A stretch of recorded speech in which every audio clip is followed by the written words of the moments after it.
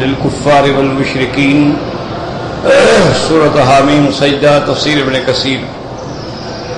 الحمد للہ رب العالمین والصلاة والسلام على اشرف الانبیاء وسید المرسلین سیدنا محمد وعلى آلہ وصحابہ اجمعین. اللهم صل على سيدنا محمد وعلى آل سيدنا محمد كما صليت على إبراهيم وعلى آل إبراهيم في العالمين إنك حميد مجيد. أعوذ بالله من الشيطان الرجيم. بسم الله الرحمن الرحيم. فإن أعرضوا فقل أنذرتكم صاعقة مثل صاعقة عاد وثمود إذ جاءتهم الرسل من بين أيديهم ومن خلفهم ألا تعبدوا إلا الله قالوا لو شاء ربنا لأنزل ملائكة فإنا بما أرسلتم به كافرون. فأما عاد فاستكبروا في الأرض بغير الحق وقالوا من أشد منا قوة أولم يروا أن الله الذي خلقهم هو أشد منهم قوة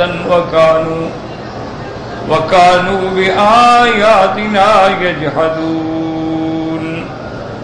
فأرسلنا عليهم ريحا صرصرا في أيام نحسات لنذيقهم عذاب الخزي في الحياة الدنيا ولعذاب الآخرة أخزى وهم لا ينصرون. وأما ثمود فهديناهم فاستحبوا العمى على الهدى فأخذتهم صاعقة العذاب الهون بما كانوا يكسبون. ونجينا الذين آمنوا وكانوا يتقون. الحمدللہ سورۃ فصلت یا سورۃ حامیم سجدہ میں ابتدا کے اندر اللہ تبارک و تعالی نے عظمت وحی اور اثبات رسالت محمد مصطفیٰ صلی اللہ علیہ وسلم کا ذکر فرمایا تھا کہ حامیم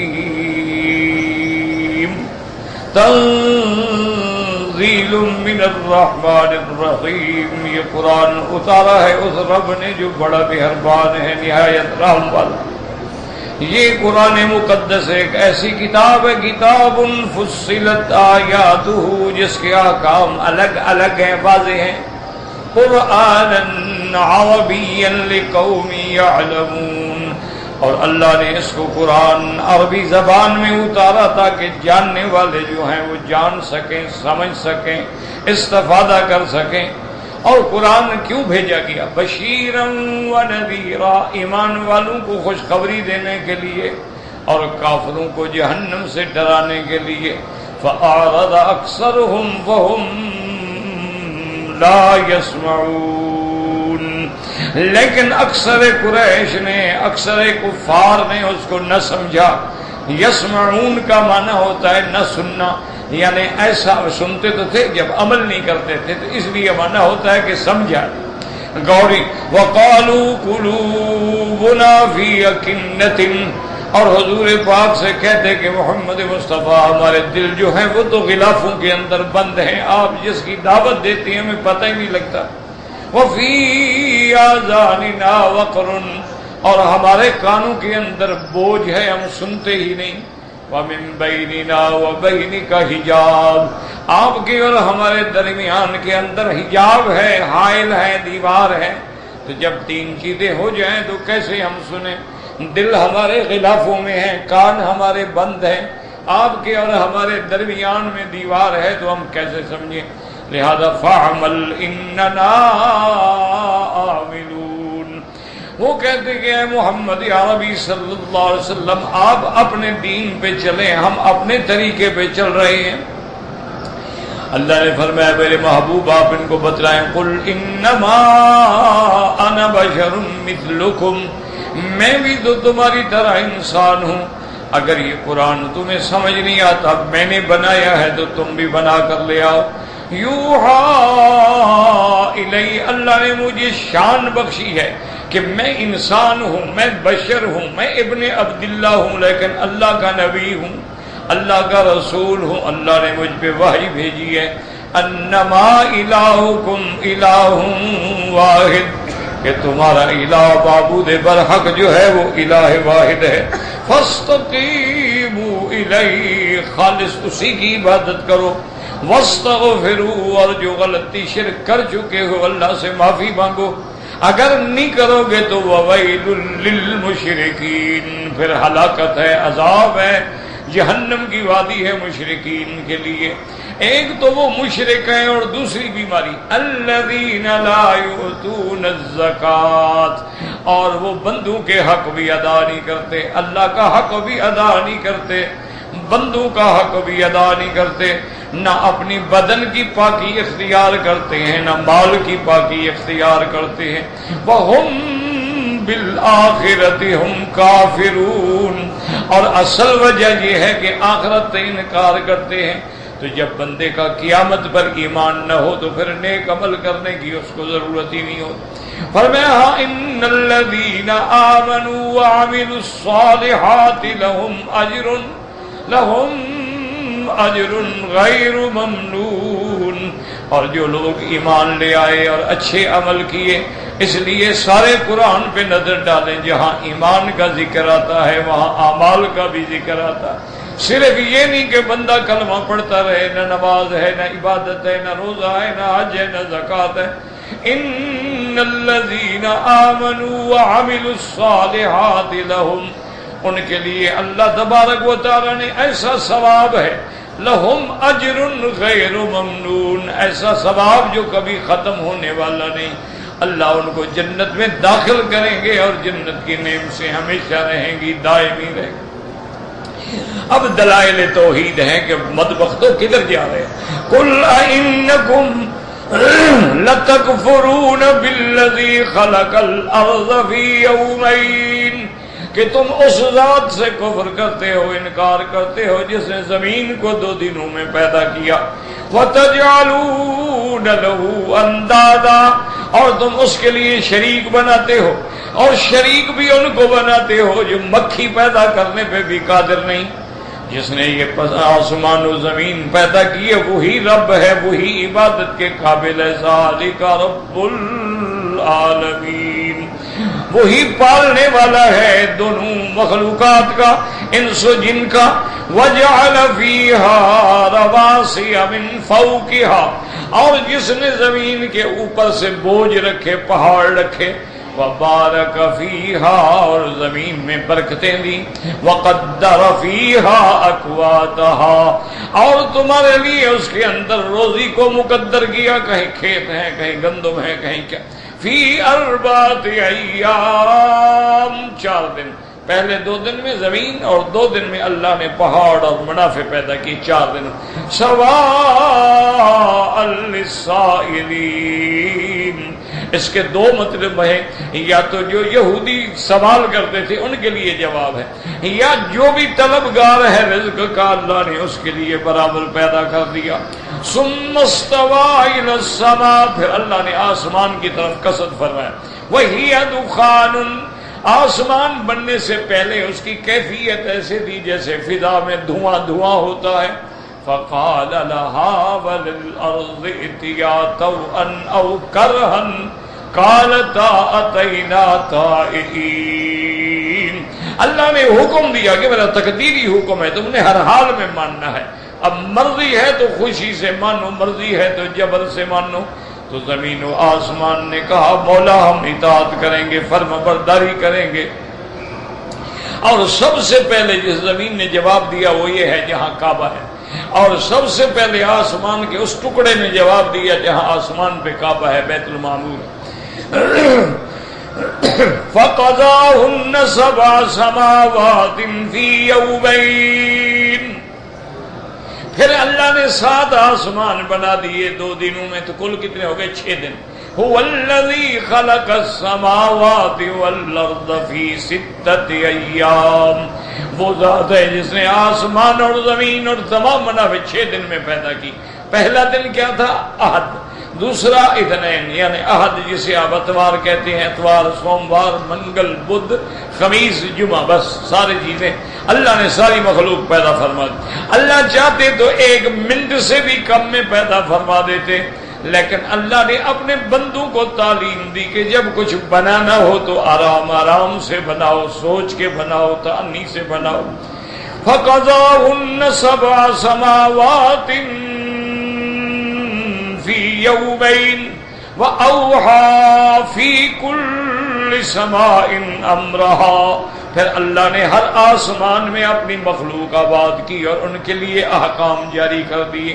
وَزَيَّنَّا السَّمَاءَ الدُّنْيَا بِمَصَابِيحَ وَحِفْظًا، اور اللہ نے آسمان دنیا کو ستاروں سے، چاند سے، ابراج سے، کواکب سے، کہکشاں سے زینت بخشی، اور ان ستاروں کو حفاظت کا بھی ذریعہ بنایا تاکہ کوئی جن جو ہیں وہ ملائکہ کی بات کو چرا نہ سکیں۔ ذالک تقدیر العزیز العلیم، یہ ساری کائنات کا بنانا، اس کو سجانا، سنوارنا، یہ اسی کا انداز ہے جو غالب بھی ہے اور جو علم والا بھی ہے۔ تو تم اس کو چھوڑ کے کہاں جاتے ہو، کدھر مرتے ہو، کن غیروں کی عبادت کرتے ہو؟ اب آج کے سبق میں اللہ نے اس کو کہتے ہیں تہدیدات اور تخویفات، یعنی دنیا کے عذاب سے ڈرایا جائے تو اس کو کہتے ہیں تخویفات دنیاوی، اور آخرت کے عذاب سے ڈرایا جائے تو اس کو کہتے ہیں تخویفات اخروی۔ تو یہ تخویفات دنیاوی، اللہ نے فرمایا کہ میرے محبوبہ بن مشرکین مکہ سے کہہ دیں فَإِنْ أَعْرَضُوا فَقُلْ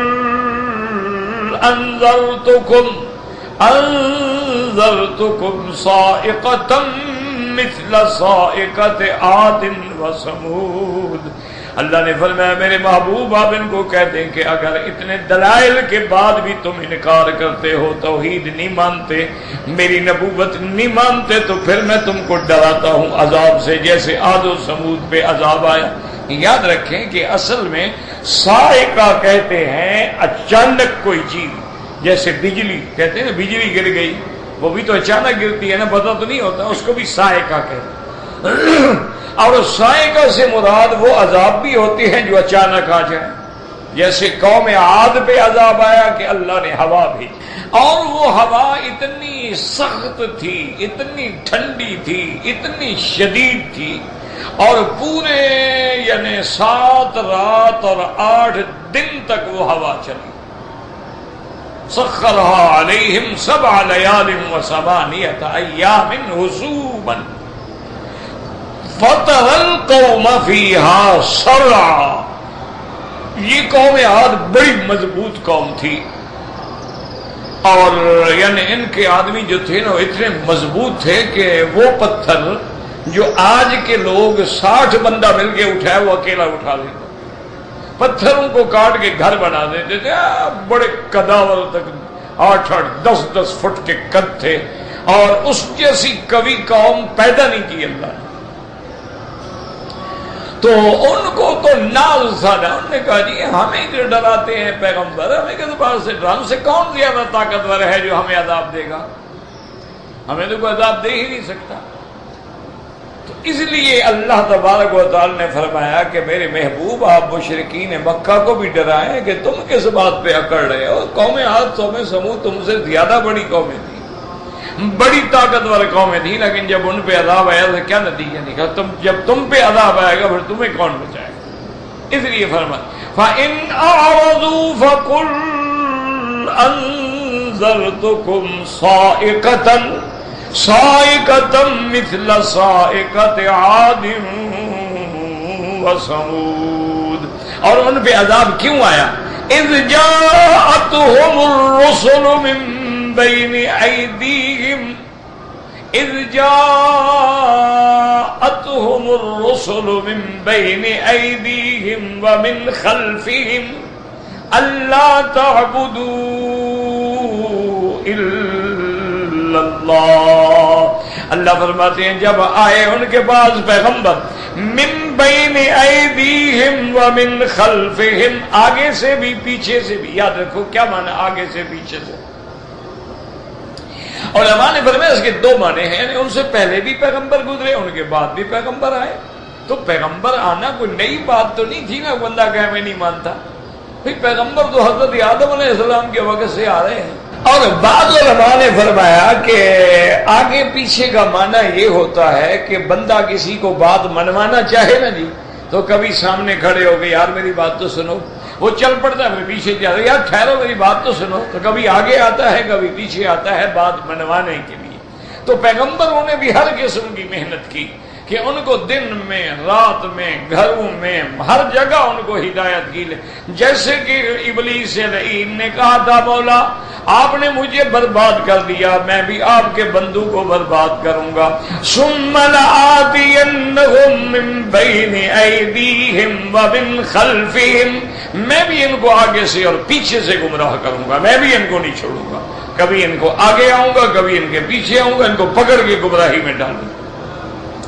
اور بعض علماء نے وہاں یہ بھی معنی فرمایا ہے کہ وہ ایسا بدبخت تھا کہ ان کا مولا میں ان کو ایسا برباد کروں گا کہ کبھی زبان سے برباد ہوں گے، کبھی یہ بولنے سے برباد ہوں گے، کبھی آگے کے حصے زنا سے برباد ہوں گے، کبھی لواط سے، ان کو میں ہر حال میں برباد کروں گا.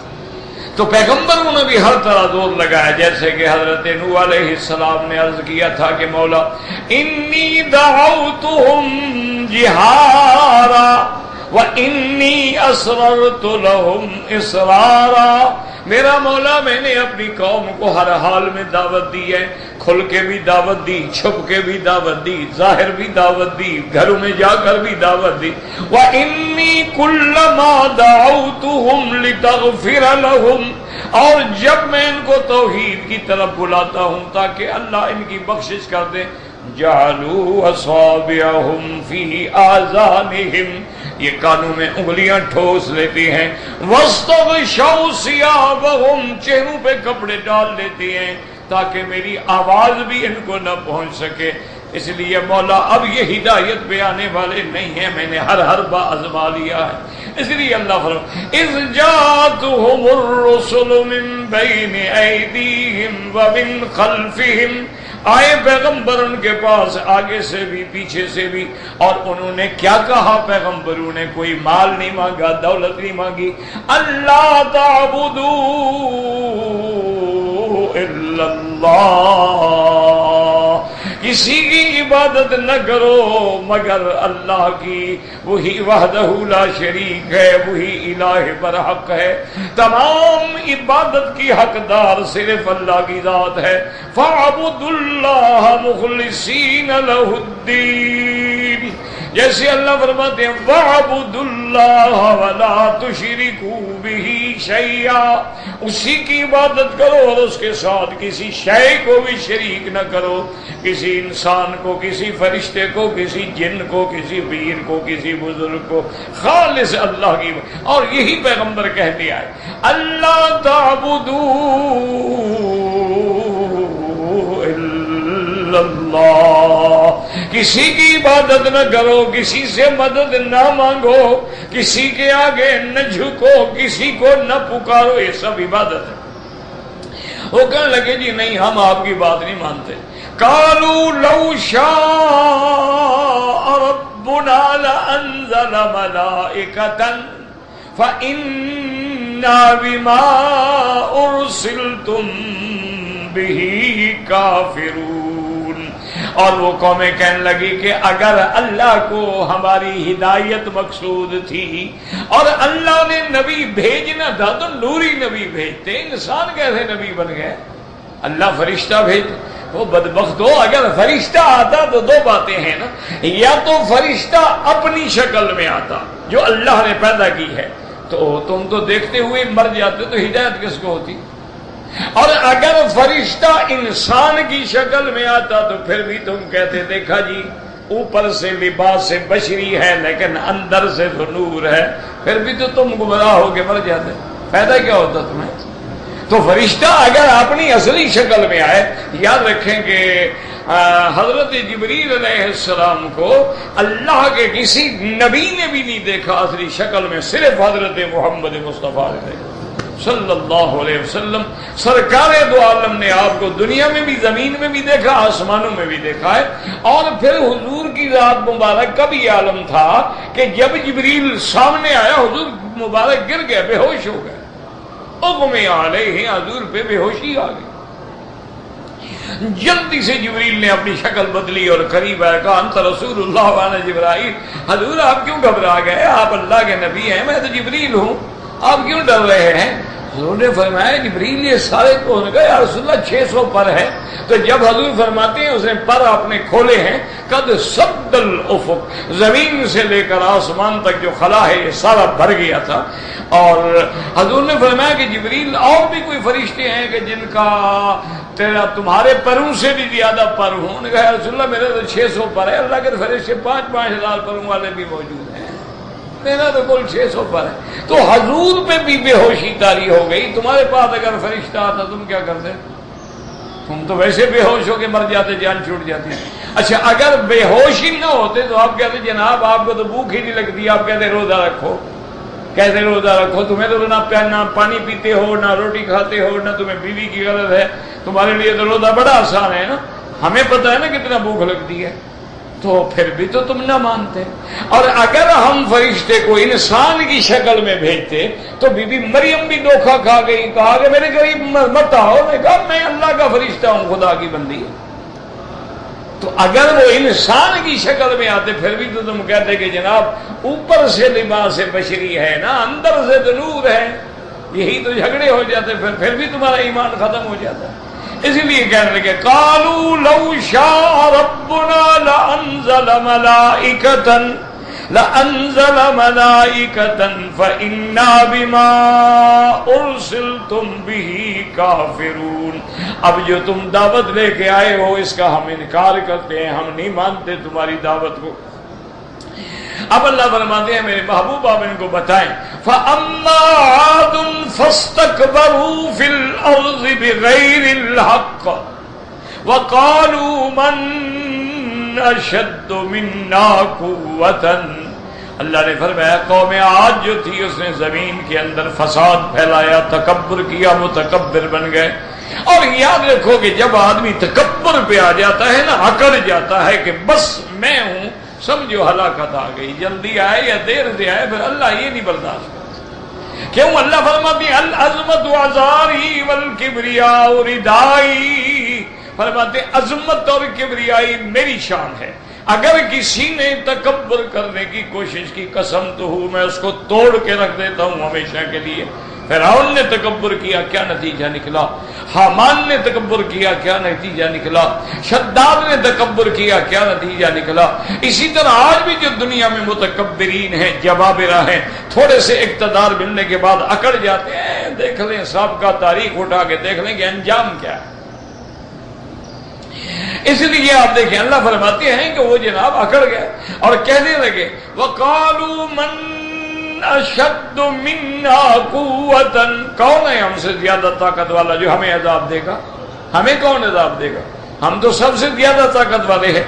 اللہ نے فرمایا اولم یروا، اندھے ہیں یہ، ان اللہ الذی خلقہم هو اشد منہم قوتا، کیا یہ نہیں جانتے، نہیں دیکھتے، نہیں سمجھتے کہ جس نے تمہیں پیدا کیا ہے وہ تم سے زیادہ قوت والا ہے؟ وہ بدبختو، اگر تم قوت والے ہو تو تمہارے بنانے والے کی کتنی قوت ہوگی؟ کیا کہہ رہے ہو؟ فرمایا وَكَانُوا بِآيَاتِنَا يَجْحَدُونَ، لیکن ان بدبختوں نے ہماری آیات کا انکار کر دیا۔ اللہ کے پیغمبر جو دلائل لے کے آئے، جو آیات لے کے آئے، اس سے انکار کرتے گئے۔ فَأَرْسَلْنَا عَلَيْهِمْ رِيحًا فَأَرْسَلْنَا عَلَيْهِمْ رِيحًا صَرْصَرًا صرصرا في أيام نحسات لنذيقهم عذاب الخزي في الحياة الدنيا ولعذاب الآخرة أخزى وهم لا ينصرون. یاد رکھیں اللہ فرماتے ہیں اس پہ ہم نے بھیجی ہوا ریحن سرسرن، سرسرن مانا آواز کرنے والی. جب شدید ہوا ہو نا، آپ نے دیکھا ہے گزرے تو ایسے آواز پیدا ہوتی ہے اسے، ایسی ہوا ہم نے ان میں بھیجی. اور یاد رکھو کہ یہ ہوا جو ہے، جتنی اللہ نے ہوائیں بنائی ہیں یہ 8 قسم ہیں. اللہ نے جو ہوائیں پیدا کی ہیں دنیا میں وہ 8 ہیں. 4 جو ہیں وہ رحمت کے لیے ہیں اور 4 جو ہیں وہ عذاب کے لیے. اسی لیے حدیث میں آتا ہے کہ جب بارشیں بند ہو جائیں اور طوفان آئے ہواؤں کے اور گرد و غبار کو، تو سمجھو یہ اللہ کے عذاب کی علامت، اللہ کی ناراضگی کی علامت. اچھا، ان پہ جو ہوا اللہ نے بھیجی، دوسری مقام پہ قرآن نے وضاحت کی ہے کہ 7 لیال و 8 ایام حسوبا، کہ 7 راتیں اور 8 دن. کیا مانا؟ یہ نہ سمجھیں کہ 8 دن پورے نہیں تھے، کوئی رات آگے پیچھے تھی، نہیں، پورے 8 دن ہوا چلی. اور اس ہوا نے ایسا کیا. اچھا، وہ کیا کرتے تھے؟ وہ اپنے آپ کو 2 4 ایک دوسرے کو رسے سے باندھ لیا اور پھر رسے کو بڑے بڑے پتھروں سے باندھ لیا. جب دیکھا نا ہوا چل رہی ہے، ہوا تیز ہے، کہنے لگے اب بہرحال ہوا کتنا تیز ہو، اب یہ تو نہیں ہو سکتا کہ پتھروں کو بھی اٹھا کے لے جائے. لیکن اللہ نے جو ہوا بھیجی تو حکم دیا کہ اٹھاؤ انہیں. ہوا اٹھا کے لے جاتی اور آسمان کے قریب لے کے جب الٹا مارتی تو گردن توڑ کے پھینک دیتی. اس لیے قرآن کہتا ہے کہ ہم نے ان پہ ہوا بھیجی اور 8 دن متواتر. فَتَرَى الْقَوْمَ فِيهَا سَرَعَىٰ كَأَنَّهُمْ أَعْجَازُ نَخْلٍ خَاوِيَةٍ. اللہ فرماتے ہیں پھر ایسے پڑے تھے جیسے کھجوروں کے ٹنڈ پڑے ہوتے ہیں. کھجوریں ہوتے ہیں لمبی لمبی، اوپر سے کاٹ دو اور گرا دو تو پھر کیسے، کیوں لمبے لمبے قد تھے نا، تو اس لیے اللہ نے فرمایا ایسے پڑے تھے جیسے کھجوروں کے مردہ ٹنڈ پڑے ہوتے ہیں، ایسے زمین پہ پڑے تھے، کوئی بچانے والا بھی نہیں. اب یہاں ایک بات سمجھیں کہ لفظ آیا ہے ایام نحسات، یعنی ان دنوں میں جو نحوست والے تھے. اور یہ بھی کتابوں میں موجود ہے کہ ان پہ جو عذاب آیا ہے کہ وہ شوال کے مہینے میں تھا اور بدھ کے دن سے شروع ہوا تھا. اور یہ بھی کتابوں میں آتا ہے کہ جتنی قوموں پہ عذاب آئے ہیں وہ سارے بدھ کے دن آتے ہیں.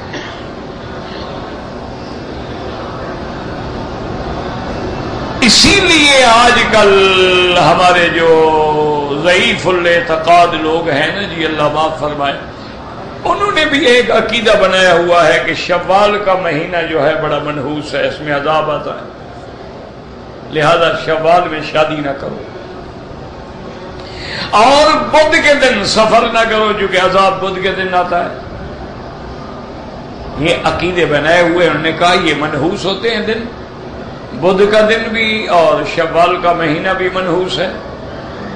اور محرم وہ تو ویسے غم کا مہینہ ہے، وہ تو کوئی شادی کا مہینہ ہی نہیں.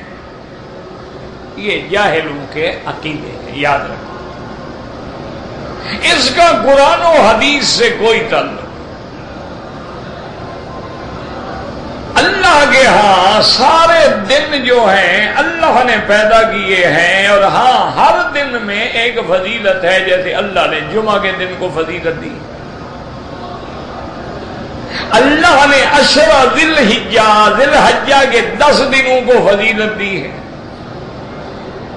اللہ نے رمضان المبارک کے مہینے کو فضیلت دی ہے. اللہ نے رمضان المبارک کے عشر الاواخر آخری 10 دن جو ہیں ان کو فضیلت دی ہے. اللہ نے لیلۃ القدر کی رات کو فضیلت دی ہے. اللہ نے لیلۃ المزدلفہ کی رات کو فضیلت دی ہے. اللہ نے 10 ذی الحجہ کا جو ہے والفجر ولیال عشر اس کو فضیلت دی ہے. تو یہ ایک الگ بات ہے، لیکن یہ معنی نہیں ہوتا کہ یہ دن منحوس ہے، اس میں سفر نہ کرو، اس میں شادی نہ کرو۔ یہ تو جاہلیت کے عقیدے ہیں جو اسلام سے پہلے لوگ رکھتے ہیں۔ اور دوسری بات یہ سمجھیں، اللہ نے تمہیں عقل دیا ہے کہ ان پہ عذاب کتنے دن آیا؟ بھئی قرآن میں کیا کتنے دن آیا؟ ہاں جی 7 راتیں 8 دن، دن تو 8 تھے نا، کتنے دن آئے؟ کب شروع ہوا؟ بدھ سے، تو پھر تو سارے دن منحوس ہو گئے نا، صرف بدھ کیسے منحوس ہوا؟ نہیں سمجھ آئی بات؟ بھئی عذاب آیا ہے کتنا؟ 8 دن، بدھ سے شروع ہوا، بدھ کو ختم ہوا، تو سارے دن گئے، وہ تو پھر کوئی ایک دن بھی نہ بچا، تو سارے دن منحوس ہو گئے۔ اچھا دوسری بات یہ ہے کہ اگر بدھ کے دن سفر نہ کرو عذاب ہے، منحوس ہے، اگر کسی کے گھر میں بدھ کے دن بچہ پیدا ہو جائے تو وہ کیا کرے؟ پھینک دے، کیونکہ بدھو ہے، بے وقوف ہے۔ بدھ کے دن بے وقوف جلدی آ گیا، خمیس آتا، خمیس خان بن جاتا نا، خمیس کو آ جاتا، جمعہ خان بن جاتا، لیکن یہ بے وقوف بیفور ٹائم آ گیا، بدھ کے دن پیدا ہو گیا، اس لیے بدھو ہو گیا۔ یہ کیا عقیدہ ہے؟ تو جاہلوں کے عقیدے، جاہل لوگ جو ہیں نا وہ خود بناتے ہیں۔ اصلی عقیدے کہاں سے چلے؟ پہلے تو تھے مشرکین میں، ان کے بعد یہ چلتے چلتے آ گئے ہندو میں، ہندوؤں سے چلتے چلتے ہمارے اندر آ گئے۔ ہندوؤں کے اندر بھی بڑا ہوتا ہے کہ جی یہ سعد ہے، یہ نحس ہے، یہ گھڑی تمہیں موافق ہے، یہ گھڑی تمہیں نہ موافق ہے، یہ مکان، یہ جگہ، یہ ایسا ہے، فلان ہے۔ اب دیکھا نہیں ان کی بے وقوفی کہ ایک لڑکی ہے تو اس کی شادی، انہوں نے کہا اس کی جو شادی ہوگی نا بڑی منحوس ہوگی اور اس پہ بڑا مصیبتوں میں آ جائے گی۔ تو انہوں نے کہا بھی اپنا نجومی صاحب، جوگی صاحب کوئی حل نکالو۔ انہوں نے کہا پنڈت نے حل تو ہے، اس کی پہلی شادی منحوس ہوگی، دوسری نہیں ہوگی، لہذا پہلی شادی ہم درخت کے ساتھ کر دیتے ہیں، کوئی نحوست آئے گی درخت پہ آئے گی نا، بندے پہ تو نہیں آئے گی نا۔ دیکھو درخت کے ساتھ شادی ہو گئی، باقاعدہ پھیرے دیے گئے، باقاعدہ درخت کو سنوارا گیا، سجایا گیا۔ یہ قوم ہے بلا انسان ہے یا کیا ہے؟ تو یہ دراصل یہودیوں کے اور مشرکین کے اچھا ایک بات۔ دوسری بات یہ ہے کہ جس دن تمہارا دشمن مر جائے تمہارے لیے تو وہ دن مبارک ہوگا، دشمن کے لیے منحوس ہوگا نا بھئی، جس کے لیے عذاب آیا ہے وہ دن اس کے لیے منحوس ہے، تمہارے لیے تو اس میں تو کافر مر گئے تو ہمارے لیے تو مبارک دن ہے، ہمارے لیے کیوں منحوس ہے؟ اس لیے یہ عقیدہ رکھنا جو ہے یہ جہالت ہے، کفر ہے۔ تمام دنوں کا مالک خالق اللہ ہے۔ کبھی ایک دن کے اندر کسی کے گھر میں بچہ پیدا ہوتا ہے، کسی کے گھر میں موت ہوتی ہے، کہیں خوشی ہوتی ہے، کہیں غم ہوتا ہے، نظام ہے میرے اللہ کا، وہ چل رہا ہے۔ ہاں اللہ نے جن دنوں کو فضیلت دی ہے وہ برحق ہے، رمضان ہے، عشر ذی الحجہ ہے اور ایام ہیں، بالکل جو فضیلت ہے آمنا۔ اس لیے سمجھیں کہ اللہ فرماتے ہیں کہ ان پہ جب عذاب آیا، یہاں نہیں بتایا گیا، بس یہاں اتنا ہے فَأَرْسَلْنَا عَلَيْهِمْ رِيحًا صَرْصَرًا فِي أَيَّامٍ نَحِسَاتٍ لِنُذِيقَهُمْ عَذَابَ الْخِزْيِ فِي الْحَيَاةِ الدُّنْيَا۔ اللہ فرماتی ہیں کہ ہم تاکہ ان کو رسوائی کا عذاب چکھائیں دنیا میں، اور اصل عذاب فرمایا وَلَعَذَابُ الْآخِرَةِ أَخْزَىٰ وَهُمْ لَا يُنصَرُونَ۔ لیکن اصل عذاب تو آخرت والا ہے جو رسوا کرنے والا ہے، اور پھر ان کی کوئی مدد نہیں کی جائے گی۔ نہ دنیا میں عذاب آئے کسی نے مدد کی، نہ آخرت میں عذاب آئے گا تو کوئی مدد کرے گا، اللہ کے سوا کون مدد کرے؟ وَأَمَّا ثَمُودُ فَهَدَيْنَاهُمْ فَاسْتَحَبُّوا الْعَمَىٰ عَلَى الْهُدَىٰ۔ اللہ فرماتی ہے کہ قوم سمود کی ہدایت کے لیے ہم نے پیغمبر بھیجے، اللہ تبارک و تعالیٰ نے جیسے قوم عاد کے پاس کہ حضرت ہود کو بھیجا تھا اور قوم سمود کے پاس اللہ نے حضرت صالح علیہ السلام کو بھیجا، انہوں نے آگے دعوت دی، ہدایت کی، لیکن فَاسْتَحَبُّوا الْعَمَىٰ عَلَى الْهُدَىٰ، انہوں نے اندھے پن کو قبول کیا، ہدایت قبول نہ کی، انہوں نے کہا ہم جیسے ہیں بس اسی پہ ٹھیک ہیں۔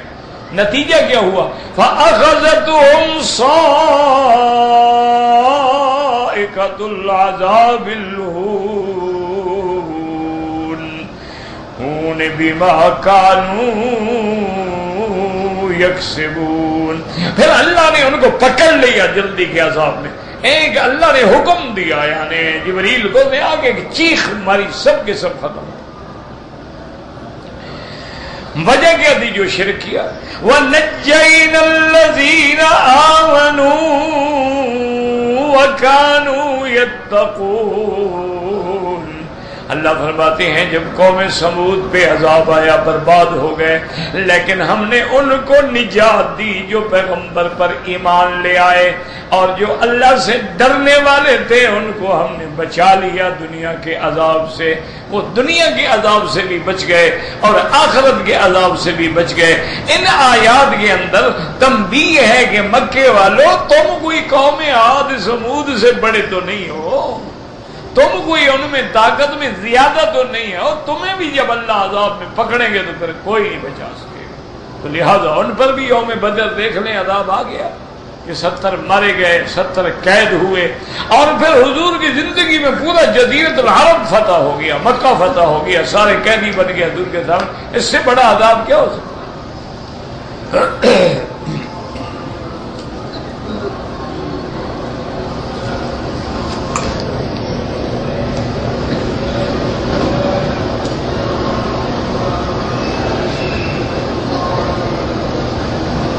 کہتے ہیں جی کہ ایک حدیث مبارک میں ہے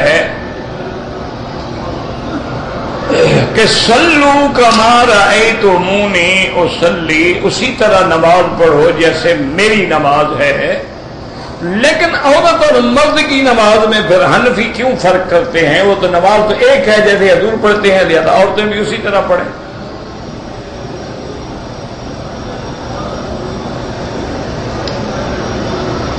اسی لیے میں نے عرض کیا تھا کہ میرے عزیز، میرے محترم، میرے دوست، خدا کے لیے صرف حدیث کو لفظ نہ پڑھا کرو، کسی عالم کے بعد جا کے اس کو سمجھو۔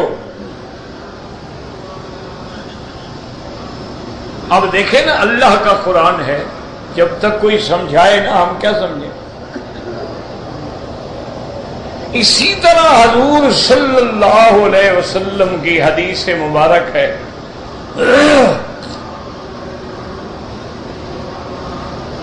تو اس کے لیے اب دیکھیں نا جی کہ اسی طرح نماز پڑھو جیسے کہ میں نماز پڑھتا ہوں، یہ حدیث ہے کہ نہیں؟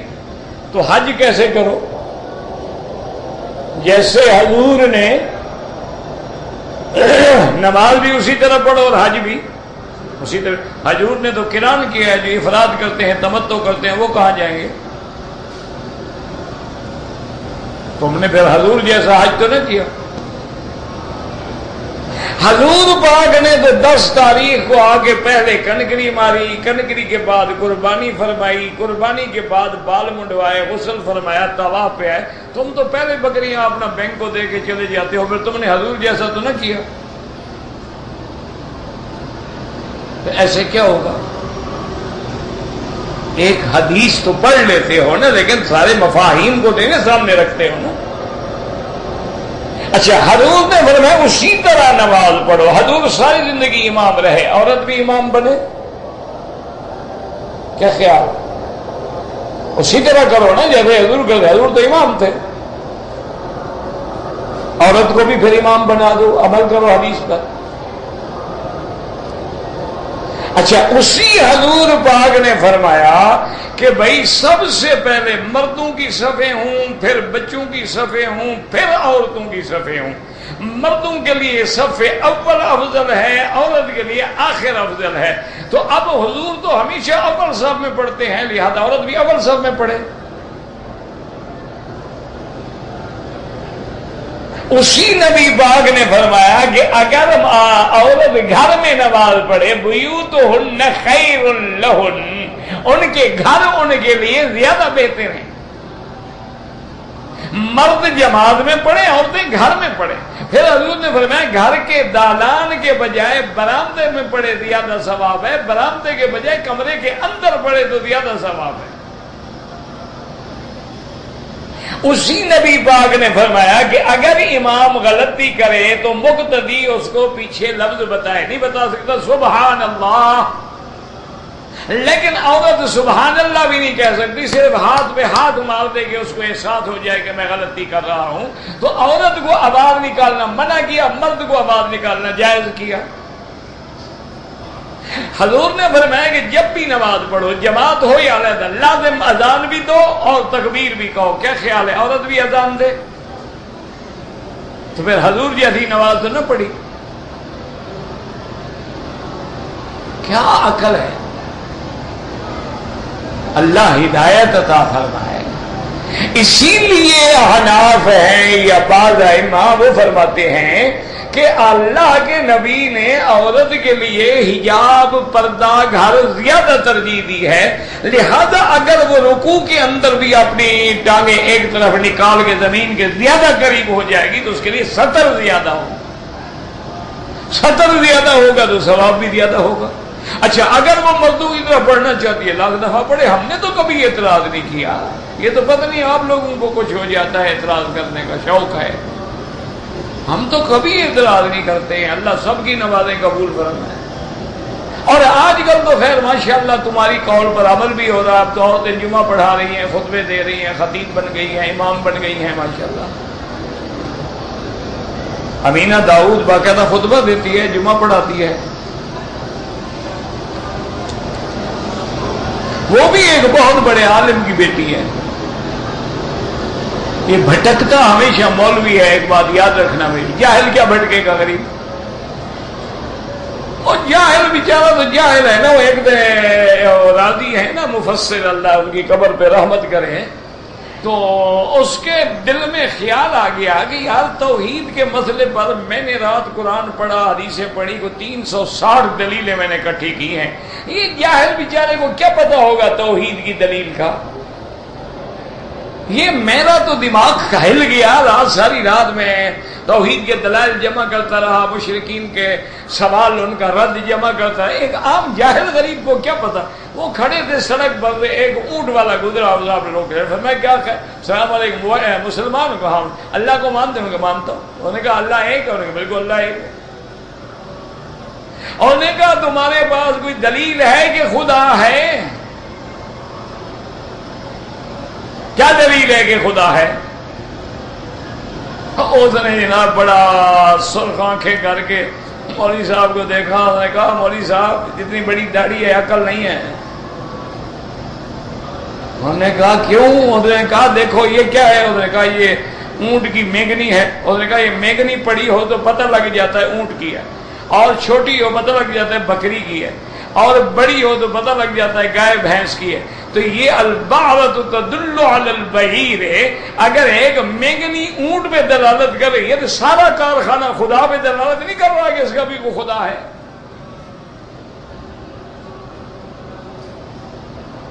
تو راضی فرماتے ہیں میں نے کہا یار اللہ خوش رکھے تمہیں، میں نے تو بس امتحان لینا تھا، تمہارا عقیدہ تو مجھ سے بھی پکا ہے، بڑی اچھی بات ہے. کہتے ہیں اچھا وہ چلا گیا تو ایک اور کوئی دیہاتی صاحب بکریاں چلانے والا آگا، چلو اس کو بھی چھیڑتے ہیں. اس سے میں نے پوچھا، میں نے کہا خدا کو مانتے ہو؟ نے کہا مان. نے کہا دلیل؟ ڈنڈا پکڑا. کہا آپ بتاتا ہوں دلیل. بڑا آیا خدا پہ دلیل مان، ایک ڈنڈا لا کے سر پھاڑ دوں گا. دلیل مانگتا ہے خدا پہ، بندہ ہو گیا 1.5 انچ کا بندہ ہے، خدا پہ دلیلیں مانگ. ایک ڈنڈا رکھوں گا سیدھا کر کے رکھ دوں گا. وہ ڈنڈا اس کے ہاتھ میں، میں آ گیا. میں نے کہا بھی تمہاری دلیل پکی ہے، مہربانی کرو، بس سمجھ آ گیا مجھے. او خدا کے بندے، جب بھی مرتا ہے نا مولوی مرتا ہے. یہ معتزلی کون تھے؟ یہ جو مشبہ ہیں، کرامیہ ہیں، جہمیہ ہیں، مرجیہ ہیں، یہ سارے کون تھے؟ بڑے بڑے عالم تھے جن کا علم اتنا اونچا تھا کہ یوں دیکھو تو ٹوپیاں گر جائیں، لیکن بھٹک گئے. خوارج کون تھے؟ روافض کون تھے؟ بڑے بڑے عالم تھے جنہوں نے قرآن کی تفسیریں لکھی ہیں. وہ شیعہ ہے جس نے قرآن کی تفسیر لکھی ہے. اس پورے قرآن کی تفسیر میں ایک حرف نقطے والا نہیں، بغیر نقطے کے اسے تفسیر لکھی ہے. یعنی الف با تا، با پہ نقطہ ہے نا، الف پہ تو نہیں ہے نا، دال پہ نہیں ہے نا، را پہ نہیں ہے نا، تو وہ حرف لایا ہے جن پہ نقطہ نہیں، اور سارے قرآن کی تفسیر لکھ ڈالی ہے شیعہ. تو یہ خدا کے لیے امت کو گمراہ نہ کرو، اللہ کے لیے حضور کی امت پہ رحم کرو. 1400 سال گزر گئے ہیں، اب یہودی بھی اعتراض کرتا ہے، ہندو بھی اعتراض کرتا ہے کہ ان مسلمانوں کا تو ابھی تک نماز پہ جھگڑا ہے، یہ کیسا اسلام ہمیں سکھائیں گے؟ وہ کہتے ہیں کیسے مسلمان ہیں، ان کی تو آج تک نماز ہی ٹھیک نہیں ہوئی ہے، کہتے یوں کرو، کہتے یوں کرو، کہتے یوں کرو، کہتے یوں کرو. حالانکہ کیا تھا، یہ اللہ کی رحمت تھی کہ اللہ نے حضور کے ہر عمل کو قیامت تک باقی رکھا. جو بھی آمین زور سے کہہ رہے ہیں الحمدللہ، آہستہ کہہ رہے ہیں الحمدللہ، کوئی بات نہیں، کوئی مسئلہ نہیں. یہ تو اعلیٰ اولا افضل غیر افضل کے مسئلے جن کو ہم نے کفر اسلام کی جنگ بنا دیا. خدا کے لیے اس وقت اتحاد کی ضرورت ہے، وحدت کی ضرورت ہے، امت کو اتفاق کی ضرورت ہے. تمام علماء اپنی قوتیں جو ہیں ان مسئلوں پہ خرچ کرنے کے بجائے کفر کو جواب دیں.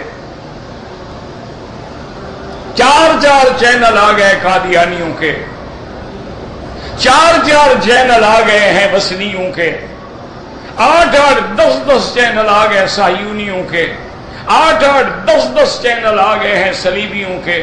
تمہارا کیا ہے؟ تم انہی مسئلوں میں لڑتے رہو گے، قوم کو گمراہ کرتے رہو گے. کوئی پڑھتا ہے الحمدللہ، ایک عورت نے مرد کی طرف پڑھ لی، اللہ قبول فرمائے. اس نے اپنے بدن کو پاؤں نکال کے دیا تو زمین کے قریب کر لیا، اللہ قبول فرمائے. کوئی مسئلہ ہی نہیں ہے کہ کفر اسلام ہو جائے. دعا کرو، نماز تو پڑھ رہی ہے. 800 روپے میں ایک من گندم خریدی ہے، پھر 1 سال کی میعاد مقرر کر کے 1000 میں بیچے ناجائز ہے.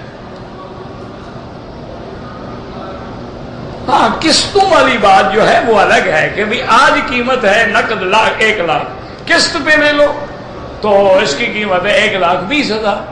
جائز ہے، لیکن اس سے بھی بچو، اس میں بھی شبہ آ جاتا ہے سود کا، بچنے کی کوشش کرو. ویسے جائز ہے کیونکہ 2 قیمتیں ہیں نا. یہ کتاب نقد میں 10 روپے، ادھار میں 15 روپے.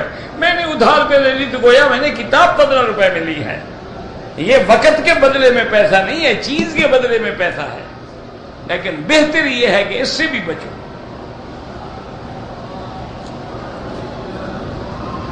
کہتے جی کہ نکاح کرنے کی اجرت لینی جائز ہے، اگر اس کا بیت المال سے تنخواہ نہ ملے تو کیا کرے؟ پھر یہی تم سے 11ویں کروائے گا، اور کیا کروائے گا. ہاں، جب تک تم نے علماء کو روٹی نہیں دی، انہوں نے بھی تو مسئلے بنا لیے ہیں نا کہ آج 3 ہے، 7واں ہے، 10واں ہے، 20واں ہے، 40واں ہے، 12واں ہے، 22ویں ہے، پھر کنڈے ہیں، پھر کل ہیں، پھر جناب چہلم شریف ہیں. روٹی تو کھانی ہے نا انہوں نے. کوئی بات نہیں، کیوں نہ لے، وہ نہ کرے. تمہارا نکاح رجسٹر کرے گا، کاغذ ریکارڈ محفوظ رکھے گا. کل کو تم انشاءاللہ جب تنسیخ کے لیے جاؤ گے تو اس کو گواہی کے لیے بھی عذاب بھگتنا پڑے گا. کیوں نہ لے اجرت؟ دولہے کو جو پیسوں کا ہار پہناتے ہیں وہ بالکل بدعت ہے. کہتا جی کہ نکاح کے وقت لڑکی لڑکے کو کلمہ پڑھاتے ہیں، دونوں جو بے نواز ہیں مولوی احتیاط کرتے ہیں کہ ابھی تو مسلمان ہو جائیں نا، تاکہ ہم تو نکاح مسلمان کا پڑھیں. اور کیا کریں غریب، ورنہ کوئی ضروری نہیں کلمہ پڑھانا. لیکن حالات یہ ہیں، ان کو پتہ ہوتا ہے کہ نہ دولہے شریف نے کبھی نماز پڑھی ہے، نہ دلہن شریفہ نے پڑھی ہے. تو جب بے نماز ہے تو پھر اسلام کا کیا پتہ. کہتے ہیں یار کلمہ پڑھ لو، ابھی تو مسلمان ہو جاؤ، میں کافر کا نکاح تو نہ پڑھاؤں. مولوی اپنا روٹی کھانے کا راستہ رکھتا ہے نا. بدعتی امام کے پیچھے نماز نہیں ہوتی. من وقر صاحب بدعت فقد اعان علی حدم الدین. حضور نے فرمایا بدعتی کی عزت کرنا ایسے ہے جیسے تم نے دین اسلام کو گرا دیا. اگر فجر کی نماز کی سنتیں رہ جائیں، افضل یہ ہے کہ سورج نکلنے کے بعد پڑھو. لیکن اگر کسی کو شبہ ہے کہ میں چلا جاؤں گا پھر وضو رہے گا نہیں رہے گا شاید میں نہ پڑھ سکوں تو نماز کے فوراً بعد بھی پڑھ لے، لیکن افضل وہی ہے کہ سورج نکلنے کے بعد پڑھے۔ اگر کبوتر کی بیٹ گر گئی کوئی بات نہیں، سوکھنے تو اتار تو بس، یا دھو ڈالو، مسئلہ نہیں، کچھ بھی نہیں ہوتا۔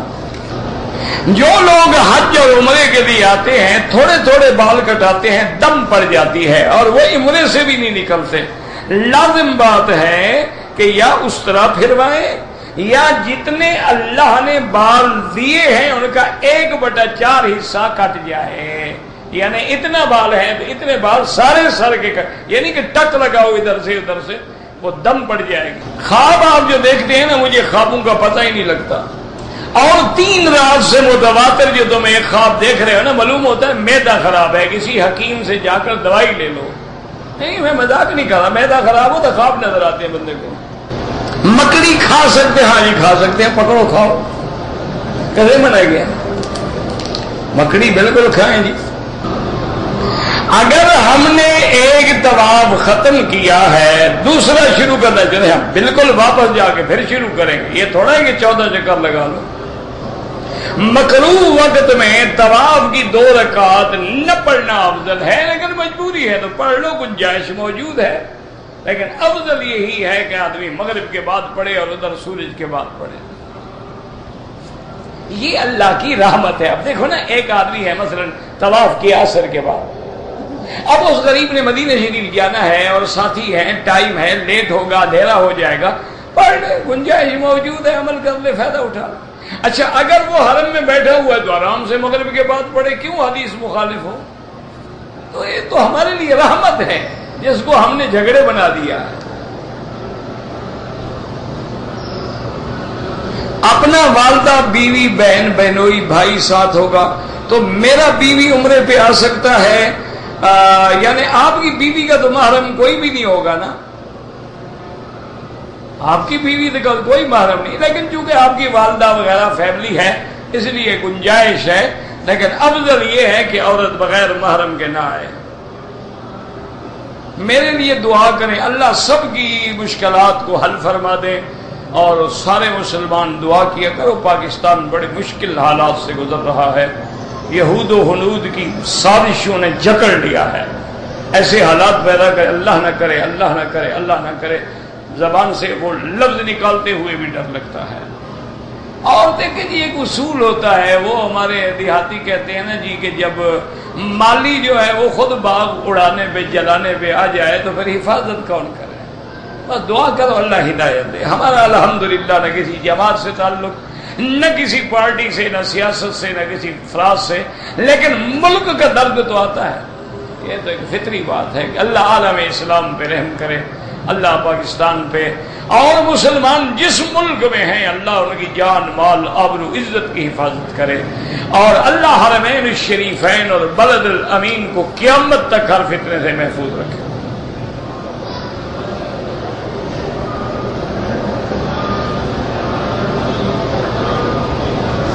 کہتے جی کہ ہم ڈرائیور لوگ ہیں، عمرے کے لیے آتے ہیں، ہوٹل والے ہمیں مفت کھانا کھلاتے ہیں، کوئی بات نہیں ہے، لیکن آپ سواریوں کو بتا دیا کریں کہ بھائی یہ ہوٹل پہ ہم رک رہے ہیں، یہ ہمیں کھانا مفت کھلائیں گے، کسی اور پہ رکیں گے وہ بھی کھلائے گا، ایسی بات نہیں۔ ان کو بھی انشاءاللہ تمہاری سواریوں سے پیسہ نکالنا ہے نا تمہارا۔ 70 آدمی جو روٹی کھائے ہیں تو ایک بندے نے کھا لیا تو کیا ہو جائے گا؟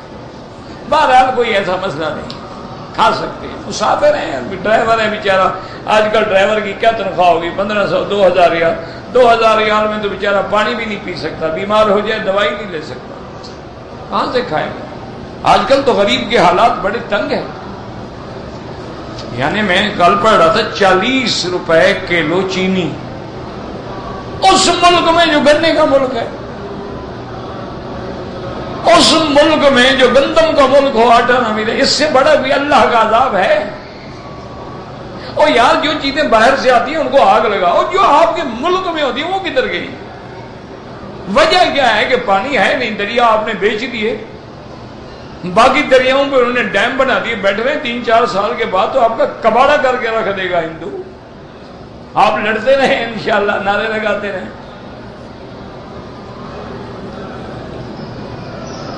انہوں نے ڈیم بنا لیا، فل ڈیم بن گیا۔ 2.5 سال کی عمر میں نانی کا دودھ پیا اور بیٹی بن گئی۔ ہمارا گھر میں ہمارا والد جو ہے لڑائی جھگڑا کرتا ہے، جوان بچیاں ہیں، اور بابا جب بندہ بوڑھا ہو جاتا ہے جھگڑا نہ کرے تو کیا کرے؟ جب اس کی عمر کو تم پہنچے گے نا بدلہ لے لینا۔ جو بھی بندہ بوڑھا ہو جائے گا تو اوزار تو ڈھیلے ہو جاتے ہیں نا، من نعمر ننکسہ فی الخلق۔ یا ایسا کرو سارے بچے اکٹھے ہو کے بوڑھے باپ کی شادی کرا دو، ایک گلے میں پڑے گی انشاءاللہ، سارے جھگڑے وگڑے بھول جائے گا، سارا دن اس کے جوتے اٹھاتے پھرے گا۔ آسان علاج ہے، سارے اکٹھے ہو کے چندہ کر کے ایک عورت کی شادی کرا دو، مجال ہے پھر تمہارے ساتھ لڑے۔ اسی لیے تو لڑتا ہے نا، کبھی لڑکا بیوی کو لے کے جا رہا ہے، وہ اس کے ساتھ جا رہی ہے، اس کے ساتھ میں اکیلا پڑا ہوں، لڑے نہیں تو کیا کرے؟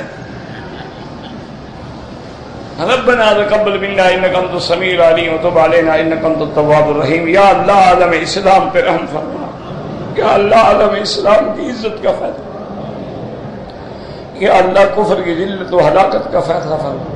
یا اللہ تیرے نام لیوا ہر جگہ ذلیل ہو رہے ہیں، عذاب بھگت رہے ہیں، عذاب رفع فرما، عذاب رفع فرما۔ یا اللہ بیماروں کو شفا عطا فرما، بے حیاؤں کو حیا عطا فرما، بے اولادوں کو اولاد عطا فرما، قرض داروں کے قرض عطا فرما، جن کا رزق تنگ ہے ان کے رزق میں برکتیں عطا فرما۔ یا اللہ جن کی اولاد ہے ان کو صالح بنا، جن کی بچیاں ہیں ان کے رشتے آسان فرما۔ اللهم اجعل لنا والمسلمين من كل هم فرجا ومن كل ضيق مخرجا ومن كل بلاء عافية۔ صلى الله تعالى على خير خلقه سيدنا محمد وعلى آله وصحبه أجمعين بعيد بعيد بعيد بعيد بعيد بعيد بعيد بعيد بعيد بعيد بعيد